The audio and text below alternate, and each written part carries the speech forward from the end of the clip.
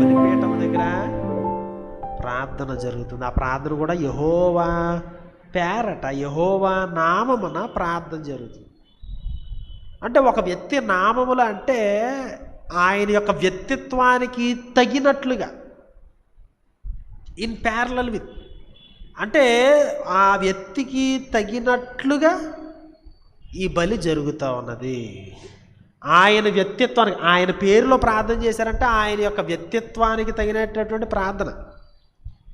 అంటే ఏంటన్నమాట, దేవుని దగ్గరికి వెళ్ళి ప్రభువా నా శత్రువు కాలు ఇరగొట్టే అని ఇప్పుడు నూతన నిబంధన క్రింద ఉన్నటువంటి మనం ప్రార్థన చేసామనుకోండి, అది యేసుక్రీస్తు వారి యొక్క విధానము కాదు. యేసునామంలో ఎట్లా ప్రార్థన చేయగలుగుతాం? అది యేసుక్రీస్తుకు నచ్చని విషయాన్ని యేసుక్రీస్తు నామంలో ప్రార్థన చేయలేం. సో ఆయన యొక్క విధానానికి తగినట్లుగా, ఆయన విధానం ఏంటి? నీ నామము మహింపరచబడాలి, నీ రాజ్యము రావాలి, నీ చిత్తము పరలోకమందు నెరవేర్చున్నట్లు భూమి మీద కూడా నెరవేరాలి. సో అట్లాంటి కోరికలు, అట్లాంటి విధానాలు మనము ప్రార్థన చేస్తాం.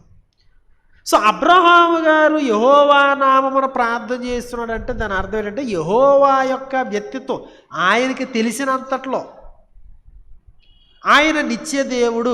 సో నేను పరదేశిని, నేను పరదేశినిగా, నేను కూడా నిత్యత్వం కలిగిన వాడిని అన్నట్లు, నేను పర్మనెంట్గా ఉండిపోతాను ఇక్కడ అన్నట్లుగా జీవించాడు అనుకోండి అబ్రహాం గారు. ఆయనకి యెహోవా నామం ఏంటో అర్థం కాలేదు. దేవుని గురించి తనకు తెలిసినంతట్లో దానికి తగినట్లుగా ఆయన ప్రార్థన చేస్తున్నాడు.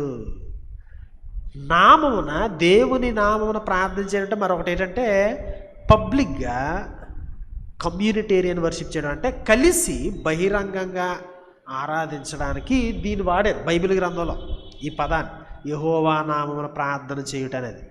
4వ అధ్యాయం చివరిలో ఉంటుంది ఆదికాండం, తర్వాత నుంచి చాలాసార్లు ఉంటుంది.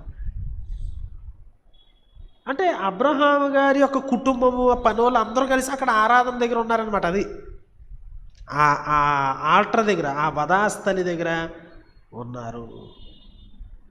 సో దేవునికి తగినట్లుగా అతని యొక్క హృదయం మలచబడతా ఉంది అర్పించేటువంటి ఆ స్లాటర్ సైడ్ దగ్గర అనేటువంటి విషయాన్ని మనము గమనించాలి.